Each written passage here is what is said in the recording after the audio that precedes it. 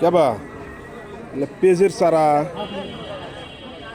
পেঁয়াজের এর মধ্যে কি জাত আছে নাকি?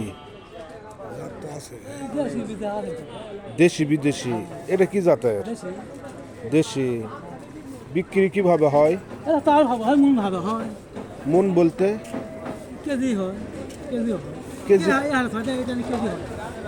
কেজি মন এটা একটু আদম দেখি কালোরা মন হবে।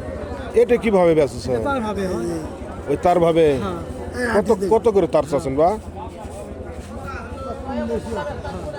না ডবল ডবল।